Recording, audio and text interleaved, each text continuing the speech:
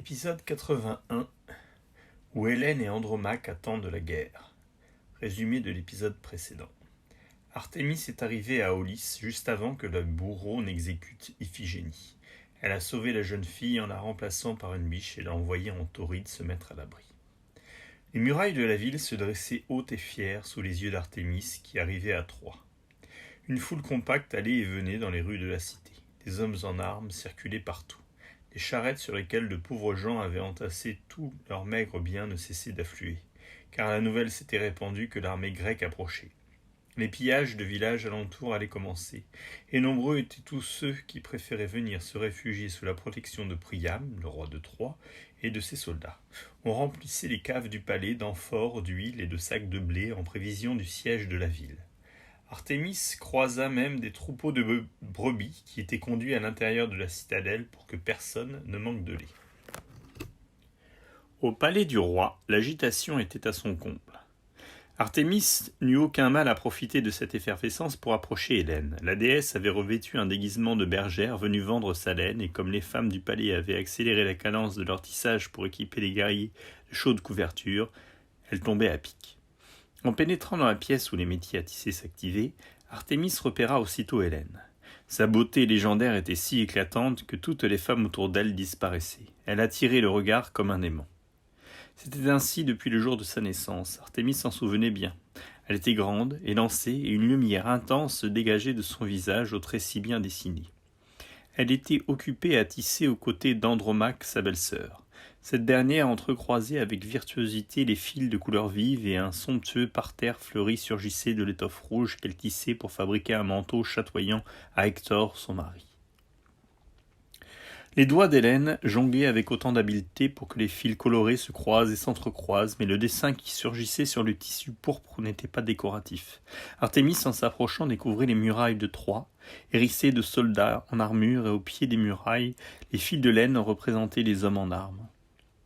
« Je me demande comment tu fais, soupira Andromaque. Nous vivons dans l'angoisse de cette guerre qui se prépare, et toi, au lieu de chercher à t'en évader, tu la représentes déjà dans ton ouvrage. » Hélène posa sa navette de fil et, regardant presque tendrement sa compagne, elle lui répondit « Nous ne sommes pas faites pareilles, voilà tout. Toi, cette bataille qui s'annonce te terrifie et tu fais tout pour l'oublier. Moi, cette guerre m'effraie tout autant, mais je préfère la regarder en face. » Elle baissa la voix, puis ajouta presque pour elle-même « Peut-être parce que j'en suis la cause et que je suis la seule à connaître chacun des guerriers grecs qui approchent. » Andromaque n'avait pas cessé de tisser, mais elle jeta un regard en coin à Hélène et dit « Quand je pense que ton père t'a vraiment laissé choisir ton époux, quelle chance tu as eue, et tous ces princes grecs qui sont venus lui demander ta main, ça fait rêver. » Hélène tourna la tête vers la fenêtre, son regard absorbé par le ciel. « Ils voulaient tous me posséder. Oui, j'ai eu le choix, mais hélas, j'ai mal choisi. Je n'ai pas voulu de cet orgueilleux Agamemnon qui du coup a pris ma sœur Clytemnestre comme épouse, ni d'aucun de ces grands guerriers grecs qui font route vers Troie en ce moment. Celui que j'ai choisi, mais hélas, m'a séduite par ses richesses.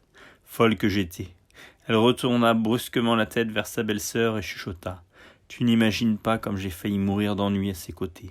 Alors quand Paris a surgi, ma vie a basculé. Il a tout éclipsé.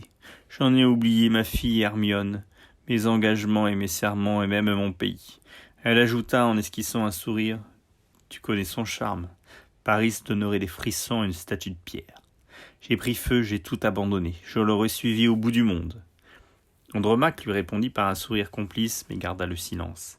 Elle venait de remarquer cette bergère qui se tenait timidement sur le pas de la porte et semblait les écouter. « Que veux-tu » questionna-t-elle. « Approche. » Artémis fit un pas en avant et ouvrit son panier. « J'ai de belles laines colorées à vendre, mes reines. » Andromaque se leva, mais Hélène, perdue dans ses pensées, regardait son ouvrage et continuait de parler. « Tu vois ce guerrier un peu trapu avec des mollets de montagnard que je viens de mettre dans ma toile ? Il s'appelle Ulysse. Je l'aime bien. Lui, il a épousé ma cousine Pénélope. Et celui-ci, avec sa chevelure flamboyante, c'est le grand et valeureux Achille. Et regarde sur les remparts de Troie. Je viens de finir de représenter le casque avec la magnifique queue de cheval de ton mari. À ses côtés, j'ai mis mon beau Paris. Je l'ai tissé un peu derrière Hector, car ce n'est pas un courageux comme le tien, mon homme, mais quel amoureux. » Soudain, sa voix s'étrangla dans un sanglot et elle enfouit sa tête dans ses mains. Quelle horreur, quel cauchemar, les Grecs, les miens, vont venir répandre le sang des Troyens, les miens aussi, et tout cela par ma faute, honte sur moi. Andromaque, oubliant la bergère, se précipita sur Hélène et la prit dans ses bras. Sois forte, nous t'avons tous adopté, désormais tu es des nôtres, Hélène. Oui, à la vie, à la mort. Elle se retourna vers la bergère et lui fit signe de disparaître. Artémis en avait assez entendu. Elle s'éclipsa, non sans avoir jeté un dernier regard sur les deux femmes enlacées. Soudain, dans le couloir, elle entendit des cris. Qui pouvait hurler ainsi ? À suivre.